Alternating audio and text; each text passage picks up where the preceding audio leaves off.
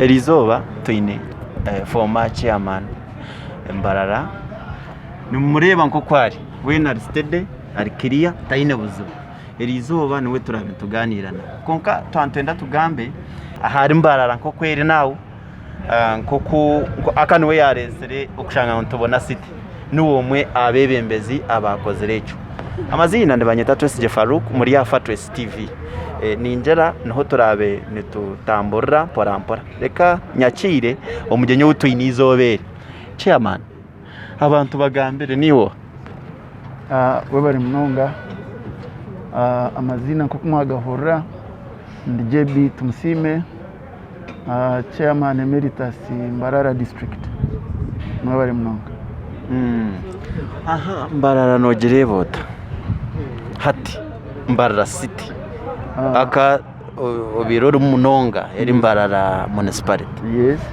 wagisya ahidara abamwe bakutagukaho bakora district nkarwampara hataho ntundi gwenda tutandikire we bari mwami Faruko icyo kubanza cyabiona nyino kushemerwa kwinji aha bukureba ngo okutwabe turi nkambarara habasize kugiraho ezindi districts eza turugaho kandi ziketongoro mu Businge zikaba districts ni kubanza Rwampara hati bariyo bakoraje bino gwebembezi burungi kana bon district ahabwabo ya kabiri na cité na ukimanya ngo abashabire cité na resolution ya council kandi council inabire ninyebembera ndumukuru wayo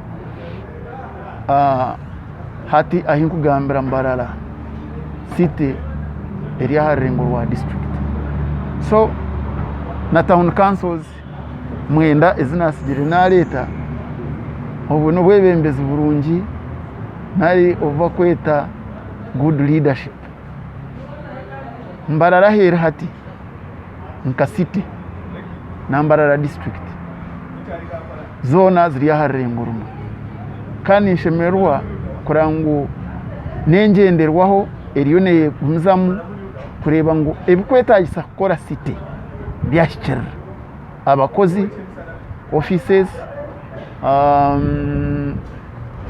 meye byashimiye kuba nakoze mu office ne executive ye na obukiko obwa divisions ezikubeza divisions zine mayors abashimiye kuba bari facilitated naraba kwewa buri kimwe kikwetagisa omubyo buhereza nkibyo mabyenguto tukabitungire kurango bakora imhanda yabo kandi garakanye simirane obuhereza hati obutuyino musite obuto abasize gukora hamwe nabembezi ba city akakiko kumwami meya road meya Kachebezi na kansarazi be ashitubase kubisi yatamu yitu turukuhendera omwako nguto nunjino zireba amashomero marungi mugareba ebitarana muzireba amarwaro mugareba tukagombeka tubase kugezaho kurangu city Mbarara kandi cyo nkushaba abebembezi bagenzi banje baro kurangu Mbarara yaguma hamutindo eyebembire cities ensya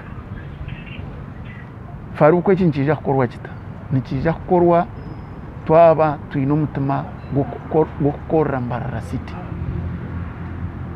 then eki kiri kugenda mu misho technocrats bare misemromo ba politicians kandi mwe ba politicians muri mise ba technocrats no kigamba hota ba technocrats mwe hari bakao nimwe hari mwe na ejo line eje mu kushanga yo mwama kuterwa karu we bare mnonga nyowe nka politician tishemeye kuba ninde mwakoragana na technical person hata kikuturetere kizibu ba politician abamwe nahikayenda ngo ayitware mu ka technical person nari technical person ahika omwenda ngo ayitware mu ka politician kokuza mu constitution na local government act ekiragiro cha umukozi wa government na nomwebembezi w'abantu nabitanasa kandi ekizibu kinshangiremu nenda oburyariya hata no shanga umukozi omwebembezi w'abantu baterira karuru wakazaye nateka ngo hari sente kwa kike yashanga zitariyo hata teke ninga ahamukozi wa government iwe ino kukora iki wotakikozire ni nkubinga nari bakurondere transfer orgaha nari tushime ko uri mu rumogu kan pecho kureberaho ubwo mu rumogu gushime ko bagura umuntu ubutukuza kukoragana nye nkoragane yanjye ruhunka politician na n'umukozi wa government nemwe na service delivery umurimo gushimiye kuba no gukora nk'umukozi wa government wagukora sente zija gukora imirimo ya government iyo murimo gwe zakozesibwa kushimiye kubazi okurwanisa oburwinguzi konka bagenzi banje abandi abariyo mu politics ariyo naronda umukozi wa government akasente bakabagana bato ukwiye atakabasa kuwatanisa nanye umukuya akasente ka government Rugo yabaki yabumuzugo ayitegereza nyo kandi naje kurema ku supervisinga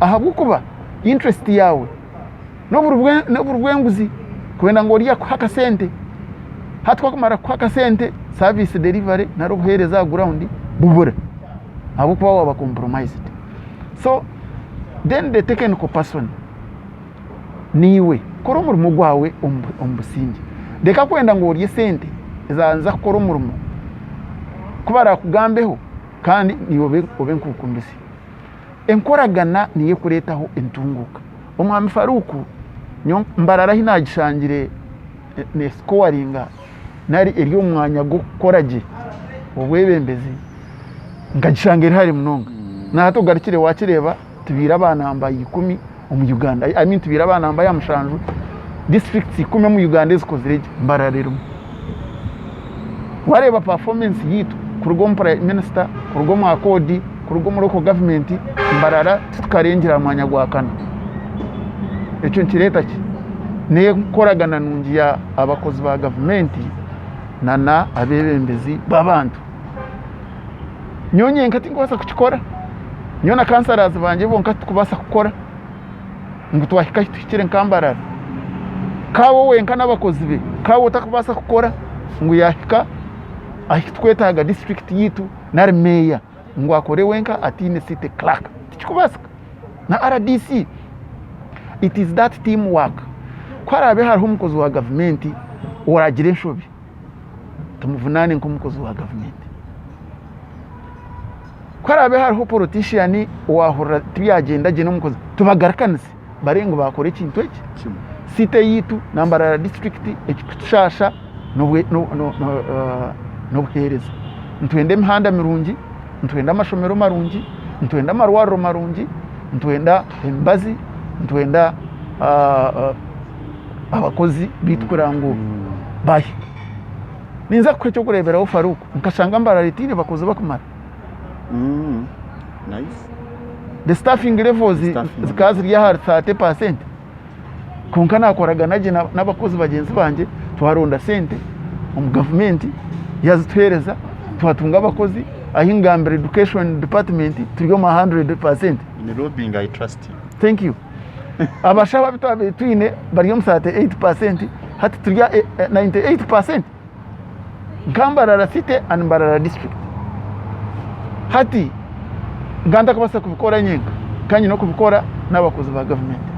Kandi twataho n'enkiko zite zo kujya nkwe wakora inshobi uko mukozi wa government tukufunane nko wakora inshobi nari tukwiheyo no wasaka buryo umuhanda ugwire tukugaidinge turebe ko wakubasa kugaraka umuhanda ugwikire konka tukahereza abantu ubuhereza twatanise nk'abanyambarara okuhinda gutura abebembezi ba government ningashi ba technocrats na munongo muri Mbarara kachibire too much ni kiretwaje oze ngukiteganisa no buhereza na munongo rya kuba ina yashika mbwe kuba no nywanku urushecho rwine then ko rukurunyenyo shange ibintu bitagendaje ekintu cyo kwirinda gutorana abakozi ba government ubu no bushobozi bwa kawo na city clerk nubo bine kushitama bakareba ngo umukozi wo guyamara bwire cyo mwanya ugo narwaza kwindira umukozi oyi no kuboyine ekigenderwe cywareba narabantu bonka bakugira ngo okatwereza umushomesa ni headmaster konkito nturebe byo kutukora tubishikire aho buno nka omukuru w'abakozi omu district naro mu city nuwaye no kujata katumwiheyo tumurehabilitating takuja kubasa nari nakora kubi abo enshonga egineje konko mukozi yari yo nakora jahamura umugwe kandi wagireyo wamuyeho no bakora enshobi na no mo public service standing orders is a 2010 nzi kugambira umukozi uko ashimiye kuba naba transferred konkanyo bune ni nkora government I mean bune nkiriyo mu security nyunkanta fayo nkangira nti ahora ntu mu district yona kanta kazaga kurobinga ngenda muntu wari mu region age nari mu department no niyo ahi wabironta ndinge kiti cya muhogo aho kunta hona ni nkora ki noza ninzaho kandi kunagire cyampa opportunity na yega na manya abantu bingi na manya na businesses hat businesses ezinkora nkaziyambwa aho bukuza ahantu hino so abakozi ba government ekinko umurango kunkubatera imwe mutafayo kubera bakujanguza mu division age genda no mutima gukuza gukora noja gukora no garuka no urgayo konkati ngwenda bakutwareyo ahabwo mutima mbi narahabwo mwebembezi aine cyakurondo murananka yajya tumbe no mwandetera nkahi abo ko hariyo business egineje aho nkiba cyugwire faru nyendo mukozi wa government bamuhe transfer kawa muhe transfer based on performance nari kuyabire nakora jaha nawagenda ze gukora nkahi ahandi nawe hakore gihingane nankahi and this it is lack of training Mr. Faruk abakozi bona basheme kuba trained to perform the same duties at the same time sheme kugira ngo nakoraje uriya nakora kubi no that is lack of training but the transfer should be based on performance not on intrigues not on infighting no because it demoralizes the civil servants, the workers. How about if I know that I don't have security in this position today, or I'm not going to last for 2 months, I will do vorongoto, knowing that anytime I'm leaving, I will not have the permanent base of performance. Corruption muri Mbarara no jigamba hota akuba obubiroro muhine be bitakutambura na munonga amataka akabe no bireba kandi or head of the district ore mnonga echa corruption na namataka ga kuriya echa corruption echo ni nyendanchi bashobore nti twino kujurwanisa twena hamwe abaryo mu government na nimwe abatari mu government okarebe nshonga z'amataka buryo mwe ko kuritaka agera tata hani inferaho na confusion hateri mwe mukura n'amataka gakamuze right site yaza kutwara amataka district ni mu graho muze bwizwera nimwe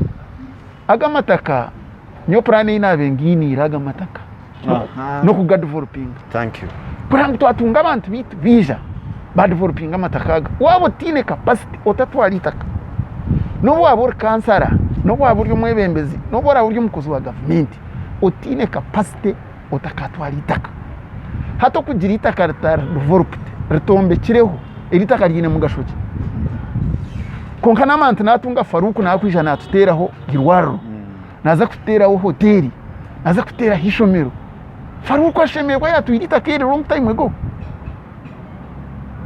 ni kwa cyo kureberaho generation mwe wanora generation tine chiro he nicho wanora auditor general's office tine chiro wanora solicitor general tine chiro so ncho nabendebire aba mashomero mubzi EMI RDC kwija kutahebzimbe nabandi abayindi benda kutaho infrastructure za malls ebikubasa kuretera district entasi ebikubasa kuretera city kugira ngo city yayihamu busente na district yayihamu busente konka kutari kugira urutoki mu city bwana ndo urutoki roko za bucuro na kagonji na rubindi abunji ningira muhogo kamukuzina n'urutoki agamataka gatine agatari developed ngo gogumana gatuma na nabebembezi bakora ki bagarwanira buryo makwija yareba azorerisho nyonka bajanti mu Rwanda litakati nyine itakatiri yanje tiriya neriya government kandi itaka na no kwa district na city ni itaka ry'abantu wara developinga city neja kutunga na district neja kutunga kandi kintu cyo kugira ngo Mbarara district na city hatukashaba city neza kukorenga webare ico naco ni kikurecho aka hariho kurebana kubi yes kwatandikira hati nito mutakumana bashime kubana ito tukashaba city mutwenda city hati city yisha nonde korenga ko forminga town council egombo regenda ya ergaho town council ko rashi hati to twashabire regional city Mbarara nka district and I'm happy the district is trying to move to Wizwera. I'm happy about it, but we should leave space for the city to operate.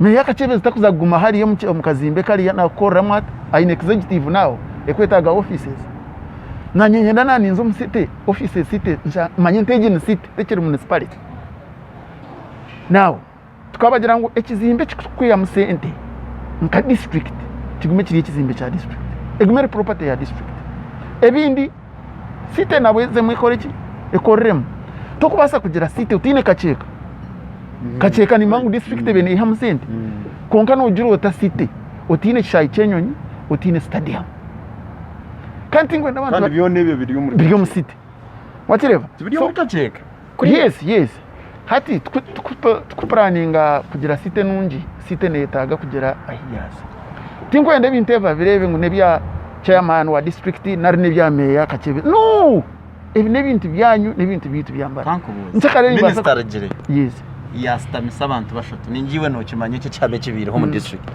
no bicyabe kitakashire muno meya yajangwa atasheme kuza radio ga na nori ya chairman wa district toria bamweto tabara mutura nakanosha mukestereza tinkumanye ogwe nawe yote ndesimbire tingesinga nawe thank you uwe nawe ngo utagaruka kugamba akigambo cya obwino bafumwanya iwe no bimanyiwe mwena hatebe hatecho nico nani nyenda tugambeho hati nico nakugira nti abantu nibakabeba bantu mabakutureba Mbarara ryo mbuzibu na munonga aha ninka yahisheme kuba neza itaka ribiri itaka kandi abari kubimanya munonga no babo nico minister jireyo yajata yaba stamisa buriyo mu cyama kuri nogire cyo wagamba buriyo mama serete ningiro kumukwata nitumana yibastamere thank you webare munonga nka minister wa local government ni msima honorable Rafael Magezi ekintu cyakozera kikozere nko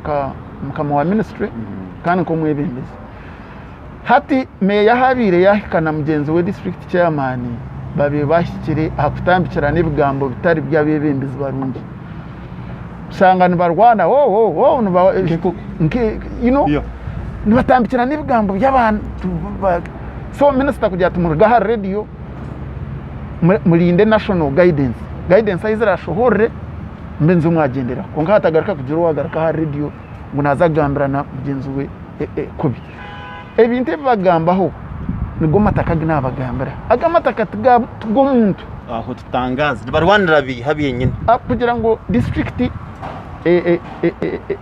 ebintu bigume bya district byona cite atanaba hebro meya kajya ngo yabaha 2 weeks ndiyari okwa mwenda kuraho ntabarebo mu cite kashukuri yano bazahi nabo bazahi tina hiba kuza kukora kuri yo wawe tine kirindiro muko wawe tine kiri yo gwizwera so nyo kinko bashaba neriye nkoragana kandi umuntu kumanya ngo property ebire bya district yaza kutwarwa city nijagumera property y'abantu utwena hako nanye orebera bebembeze ijo kareba wokitinsa kamugishanarga kashari kuja kwemera mu city nanye nchakare nza kurga kashari ngire nti naza kwemera mu city city meyo kureba tarwambara narga ino wabo nitwa abandi bakatuzara zabuhejo nanabakoze mu kuraba government abandi nibarga nkai aheri yambarara nyendo umuntu ugira uti eri takanari property yitkurwanira neyo cyo ngwendo banze wateko muto kandi mureke twetware guidelines zakushobora narengenderwaho yo kombeka city zone Mbarara yonka tini city zone nabo bina mataka kandi abo bine ntaro no muzihurira noje kuba district chairman wa Mbarara district njakaruje umusito tunyenda ubwameye mushikora ashange property tari noza kora so ate icyo cyo kwenda turebere nyenda abebembezi baba bakakamo eviragiro biruho property district yebene ya msente egmer property yachi ya district egmene ne ya makasente kai property bire etarho itakeri tarho bigarko mikono yachi ya site developing na yegire besa hiyashtam na kujantu kubasa kugira site utine kacheka right to kubasa kugira site utine nyachar ntwarebere nasaba president nyachar garkin kai kanda kanchiriza nyachar ate riyo musite karuga kuri yayibaye bari kerkashari akwanyo tinyini ituma ngabe ni njantu bishikana nyesimba kashari sa usinte chishayi kachigumo wanje konkeri ituma tindini nyoni ndebera hasite akombe kasite tingurebera aha manyechi kantwareki kangomena nechi no nko mwebembezi ni insasubwa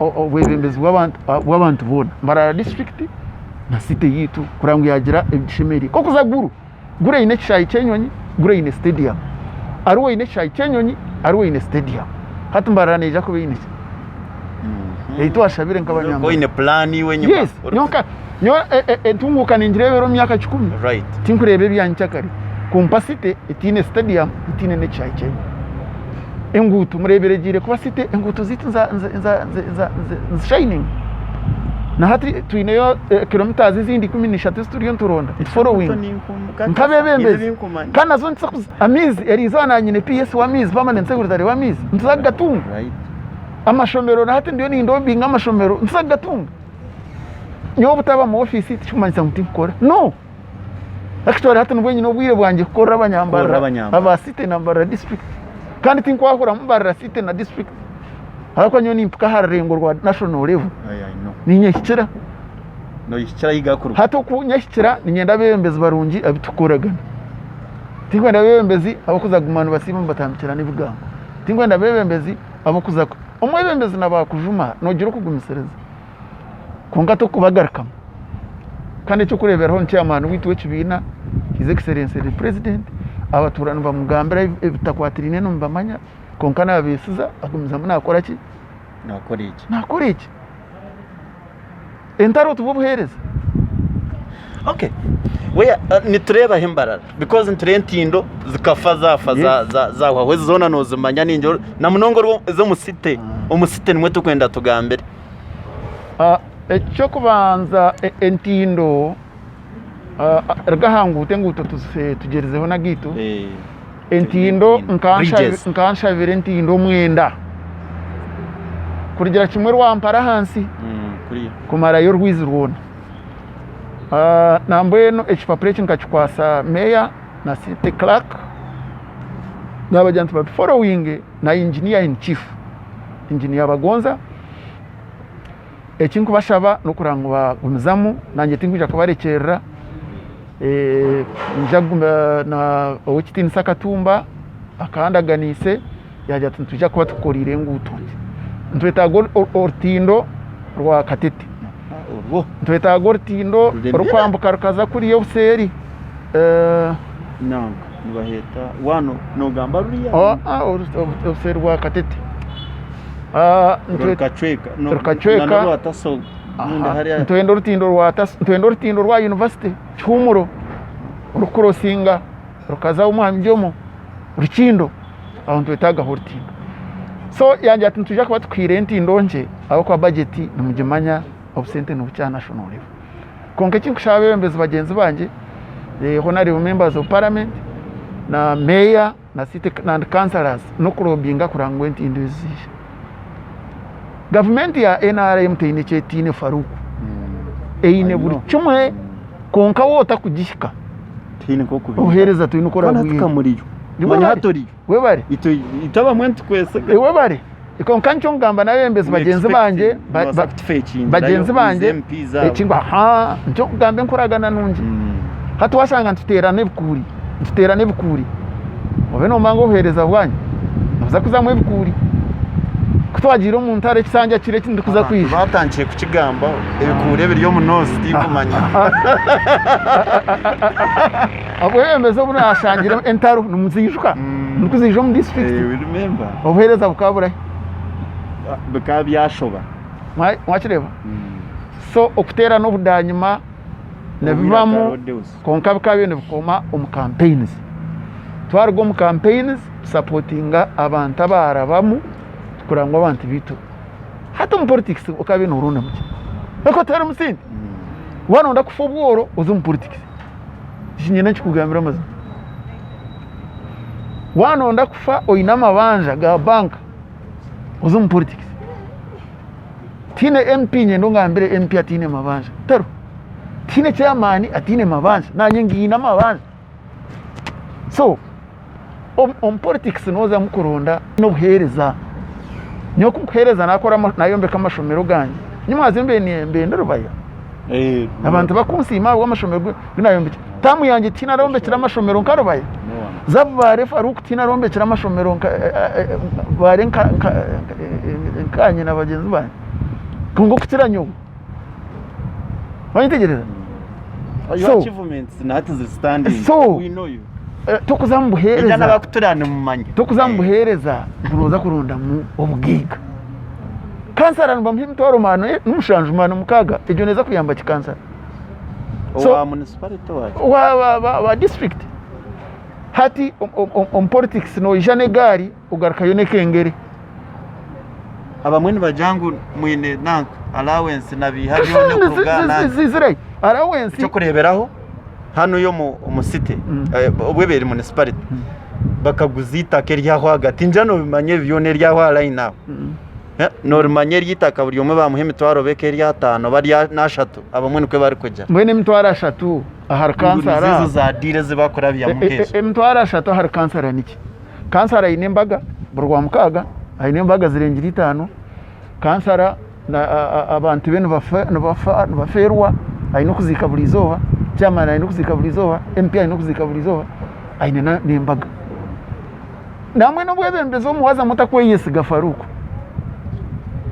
wabino mangu no shakushakubi utari strong namwe nyombe nyine kitenso cyo kugira ngo kikubencho basika umuntu atakashize imyaka 5 nkaga atazo mu politics aho ko kinyorekere ngo abana batabargira university bakazo mu politics are heading nowhere and are doing badly nabari yo parliament bonka are doing badly abajoining politics immediately after the studies are doing badly konko imyaka nkaga nari imyaka 5 kwa kuzo mu politics nabayari jirombi ya school fees nabayari jirombi yo kwebisaho hati nabayasigariza ukorera commitment yo kukorera abantu nata chini yo kumuganza konkiyo umwana umusigaza umuto bitwe noja Faruku iwo noja kurugayo ryari wagumwa no zika bulizoba no tahembaga bulizoba bakwenda haka sente bulizoba yo noja kuyombeka ryari natari hizo kano bama abanywana bawo no bamanya bona bagire I know abasinyirwa karuru they are bad roof abagarikireyo namabanje okay ninja mwamureba nuwo konka chairman nani nyenda ecyo kintu gire nko kuwachendera na munonga ecyambara akaburi omwe weno rukuri sirimu ebire yamani ecyo ningire cyo nokimana then cya kabiri harimo bwitani umuri Mbarara nyendo ebyo buhurire then ecya kashatu harimo butikereza nagati ya politician nake barimo enkwe zamani enkwe politics za Mbarara za bakari azani ziruga muno gwisi nokimanya ngo hine no mubashukire acid ebyo byona ninyenda odire nko kuwa bimaririza we bare Faruku hati etawuni burijo niye bamwe bahagara etawuni erimo abantu batakurga mu myanya emwe etawuni erimo abantu emkore yabo tikushana umukozi w'ekibi kwakore kibi aruwa nari umucyaro bwejo ayirukangira nkahi aza kuvuga boda naraza gukora imirimo indisho hati umuriyebe byona njoguriye ngo Mbarara sirimu kandi Mbarara twantwara gita kabire site ombya HIV tube taru kubimunonga kongato hurirereswe kakoba ukwe ahabwa abantu bingi So ekyakabiri omusecurity ncho warebera ati tukashaba na manpower kugira ngo tekere Mbarara municipality population enyingi eri mu city hata umuntu kwakukora committing crime arakukuvurira nkahi muri Mbarara akwenda kwiba number plates takuza kuzabwizibwera naza kuzibira Mbarara abukuba narakuka kweshereka n'imotoka nyingi eje nkurakorana neyongera criminality yaza ahakika cyahiguru nyonka security expert ibi nashomere kwetegereza mnonga hati amani tuino gateka aha sensitization security sensitization programs. We no longer have that enemy, the rebels, but the enemy we have now, the disorganized crime and food security. We need to come up, we need to map up some areas. Now we say Kakoba. Because HIV is a threat to human being. Yeah. We say Kakoba. It's another war. Yes, it's another war. Serious one. War. Serious one. It's taking our people. It is pandemic. To Kakoba, let us focus in Kakoba. As leaders, we sensitize people using health experts who will be able to explain what is HIV. Not me, a politician. Because my explanation will be questionable. Then we ask the central government to come in. I have told you central government has everything. Security, where do we have black spots? We map up. You're right, yeah. Where should we concentrate? Huh? You get me? Yes. Is it Ruharo? Ruharo where exactly? And who are these people? We can do search and cordon and search. Yeah. Cordon and we search. Surround, then we screen. Yeah. And then we ask the landlords to register these people. Or in every car, no. Every car, never munubai. In the city, neighbors don't know each other. Ogunara Rome, Jenzo Naro, Tokumane Chakora, Tokumana Hiarjire, Tokumanya, na Rori society. So this is the area we need to concentrate on with the enforcement. But I thank the security committees of the city and district. They are meeting, but they have been mostly concentrating on this COVID-19. You're right. And I think people are taking the security for granted. That's why they are moving faster. All the eyes have been on enforcing curfew, social distancing, the bars, to make sure bars are closed, to make sure the churches are closed. So the whole focus has been on COVID. So now they should change. Now they need to be, it has to be both. In your leadership, yes, there is in black spots our bomb. Now you go our yes, MP, yes, MP, yes, yes, yes, Isingiro South. yes, Nibitira haba. yes. Kabiri ntubona honka police post. Konka turukumanya why? No, my experience, we don't need police posts all over. What we need is to come up with the list of black spots, and which I'm sure of security has got that information. Actually, for your information, we have arrested very many people there. Yeah, right. We had our people in civilian clothes, and we grabbed many thugs there. Many of them are in prison. Okay, nice. And many of them are known. So the security has not relaxed. Even this lower Sachura Road, yeah, they have been yes, they have been grabbing students' bags and stabbing them. But we got many of them from there. The security has not slept to tell you the truth. But you know, a criminal will remain a criminal. Where you operated today, you will not go back tomorrow. And this criminal will be monitoring your movements. Today, where are they putting the checkpoint? Where is the patrol? The patrol is in Web Corner, so let's cause havoc in this area. They also monitor.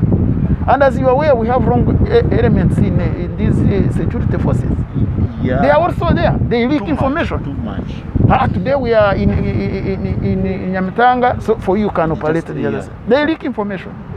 But security is a multi-sectoral, needs a multi-sectoral approach, where Faruku, the media, and I thank you, the media, you have been exposing the weaknesses. Yeah. I want to thank you so much, mostly you. We need all leaders, we need the business community should come up and help police. The landlords, everybody, even students, the students know themselves who smoke banja. Here, the people we got, some of them were students of the university. If you know that your colleague has been involved in... found it there, still seated. Thank you. In case when you are moving, they take your bag. So that's how they have been security doing. To operate requires your cooperation, requires sharing, timely sharing of intelligence. Thank you so much. I'm JB Tumsime, the former district chairperson and an opinion leader now of Mbarara. On the Honorable Minister Raphael Magezi having a meeting for our leaders of the city and the district was timely, and I greatly thank him because he did it as a leader, and he did it as a minister in charge of local governments in the country. And it came out because some of our leaders had started throwing hatred messages, abusing each other, the radio, the social media. It was giving a bad image to Mbarara, the new city, and the district. So I'm very happy that he had that meeting. Now you can see the situation is calm. You no longer see the threats. I have given you 2 weeks, you should have left Mbarara. You cross here, you will see us. Try to come by force, you will see us. As leaders, they need to work together. This is very, very, very important. Both leaders need each other. The city and the district. Former chairman Mbarara district stood up to explain on this point because there is what has been going on, of which people out there, I don't know about what is between. There is a war between people and leaders, and they want to fight that war using others. Then now minister came up and said that I won't allow this. These leaders, there is, I think chairman will tell us their names. They have been going on radio, castigating each other, talking a lot, us and heaven, blackmailing Mbarara as if Mbarara is ending today. Chairman, can you tell us those people? The leaders you have mentioned, the minister called, actually he involved even the member of parliament for Kashari South, the Honorable Basilio, and the district chairperson, leaders, the mayor of the city, the mayor Kachebes. These are the 3 people who attended the meeting, I'm told. Right. It was a secret meeting. It was a secret meeting, but it was seated there. Yes. We as journalists, we tried to find out. Yes. And to me, maybe it was a fruitful meeting because I have not had the social media, not had threats again. And I still insist, both leaders need each other. You know, when elephants fight, the grass suffers most. With their infighting, we are not going to get anywhere. As leaders of both district and the city, we need to see leaders working together. Members of parliament, local leaders, moving together and scoring in the same goal. Without that, Farouk, I can bet no service delivery you will see happening in Mbarara. I can assure you. I thank you so much. Then how about the war between politicians and technocrats? Can you at least give us a light? The war between politicians and technocrats, I don't see where you even meet. The local government act, there is pointing, clearly splits the role of a civil servant. The local government act stipulates clearly the role of a local leader. You are either performing your duty very well or you have issues. And what causes all this? Sometimes it is corruption. Some leaders think these technocrats should be giving us money, which the money they don't see also. There is no free money. or favors. If I am a district leader or I'm a member of parliament, which favors am I looking for? I did not come to look for favors in leadership. I came to perform, to deliver. I came to lobby for my place, for my people. Then also, civil servants, some of them don't want to work. They want to behave like politicians. Your role is simple: to technically accountable to the area you are serving, and to ensure service delivery, and to fight corruption. But you find the corruption is around the infighting. No, this one is not will not favor me. This one will not pass my deal. This one, then you start fighting. Where a civil servant has become hard on a politician, then it has created war. Stomach issue. And you got me, Farouk? Okay, maybe it is but my appeal is, let us work together. If a civil servant, you are bad, you are corrupt, you should be dealt with. If a leader is corrupt, he should be exposed. If you're a civil servant, why should you keep quiet if I ask you money? You go and expose me. Why should you keep quiet? If I have said I need this contract because I'm going to get some money, I have used this contractor. You go to Kamkuz there, or you ask the contractors in Mbarara. I have never asked the contractor money. Any contractor, not even 20 liters of fuel, I'm proud about it. Ask all the contractors that constructed all those schools, the hospitals, the roads. I have never, Farouk, asked the contractor even 20 liters of fuel. That is a good lead. I have never gone to the PPDA. You go and ask that lady of PPDA. I've never called her that I want you to give this contractor the job, because I am expecting a kickback.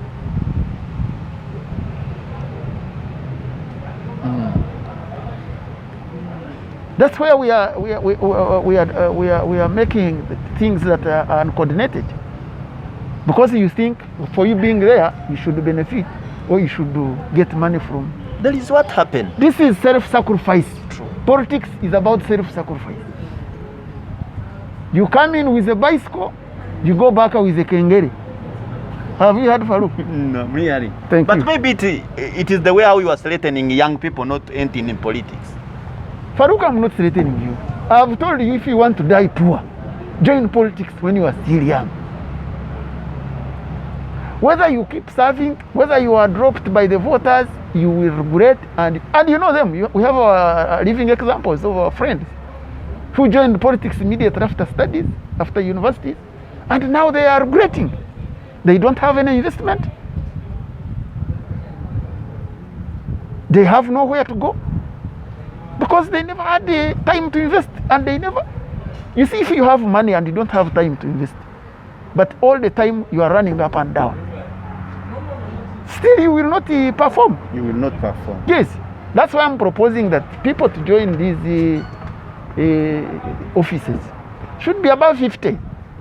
That you say, I've gone there to serve. I have my family, they have grown up. I have my few animals. I have my, I'm not. There's nothing I'm looking for. Wind up with insecurity that is going on in Mbarara. Thank you so much. On the issue of insecurity in Mbarara, HIV, talk about it.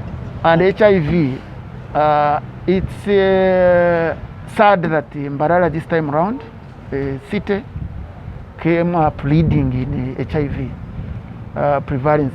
I did, because in Mbarara we have been doing very well. I was surprised this time around about that scientific research done. But I can assure you, if we concentrate on sensitization and people coming up early to tell the health workers that, and check. You see, I always appeal my people to go for periodic health checkups. So that when you find you have HIV, don't spread it. Go for treatment. So we need to do a lot together with supplement the health workers, so that we identify these people and they are put on medical attention. Because the government has the capacity to treat its people, like the way you see how serious the government has been on fighting COVID. On the issue of insecurity, you know, as we grow to be a city, we have many people from all corners of the world. We have criminal gangs who migrated from some areas. They are living with us now. But the most important thing is security requires a approach, Multi-approach. so that our people are helped. For example, if I ask you, Farouk, you don't know your neighbor. You don't know what your neighbor does. You don't, during the day, he leaves in the morning. Where does he go? You don't know. The landlord themselves don't know their tenants. Okay. My appeal is get information early enough, pass it on to the technical people. These RDCs have done well their job, they have performed. But if they don't have information, even police will not work. I'll give you an example of people who we arrested in Boma there. It's because we had information in time. If you're a student, your colleague is busy smoking banj, bring this information to police that, you know, my roommate at night takes banj. If you have a neighbor you don't know, report. If you meet somebody you suspect, the constitution empowers every Ugandan to arrest and hand over to police. Don't wait even if you think this person is a threat. Okay. You have seen the Vijambia in Masaka. We are not expecting to experience the same. And Masaka, these were people from Masaka who were involved. So some criminals are not from far away. People who steal cows in the villages, you are aware, Farouk, are known. They know so and so is a cattle thief. You take him to Chamgorani, he serves, he come back. Then he does the same. That's why I was insisting that somebody with evidence, caught with evidence, should be killed there and then. Right. With evidence, not a suspect. With evidence. If you are caught with a cow, if you are caught to attacking somebody's house at night, if you are caught to breaking into somebody's car, you should be eliminated there and then. And I say it broadly. Right. Then, where do you see Kashari? Because you contested from there and things didn't come out as you expected. Thank you so much, Farouk. Kashari, I will keep working for my people of Kashari South. Okay, right. I'm already doing it. I've told you yesterday I was in Rwaya. Now I'm on leave. Up to these 5 years, I will definitely go back. I will stand. People will see the difference now. Maybe they will put us on a weighing scale and say, or maybe this time let us also reward JB, and we see whether he will be able to manage the parliament. I'm still with them, and I will work with them. And I'm willing to work with all the leaders that were elected. Right. So that we make our Kashari better. Didn't you get a complaint during election? I say didn't. that they stolen my votes. You see, that period is gone. Right. I had my own grievances. Some people who were involved, who were spreading bad the propaganda. But that time is gone, and I forgave them. Forgave them. Now I'm a happy person. I'm at peace. Right. I'm working, but at my own pace. Farouk, without saying you must be here now. I'm extremely happy. I'm on leave, so I would use this leave of 5 years to keep working for them. And when time comes, I will ask them to support me, and I become their leader, so that they also give me an opportunity to serve them at that level. Okay, I expect that any day, any time, Fatres TV will be ready for you. And I don't know whether you know that TV. And have you been following? I have been following, and I want to thank you, Farouk, for your commitment for promoting this TV, because you have really been there. And I thank for your patience. Without patience, you can't prosper. Thanks for your commitment. Thanks for your time. Thanks, and I will keep working with you. Whenever you feel you need my comment, I'm available now and at any time. Thank you. Thank you so much. I think you have seen, this is Chairman, LC5, former Mbarara Chairman. we have been with him, and he has explained well, like how he used to do. He hasn't changed, like how he used to be. He remained as he was. And I thank you, because other leaders, whenever they lose leadership, you find them Bitter. Bitter, you know, bitter, not even bitter, leaving the line where they used to be. Even to explain, they reach at that extent of looking at everything. Now I'm a senior cadre. Right. I'm a seasoned and senior cadre of NRM. That's why you didn't see me in those seats. You stand as independent for what? I did see you. No and way. I respect you. No way. But people, there is what they got, and I'm sure they are looking at you even now. Thank you. Till next time. Thank you.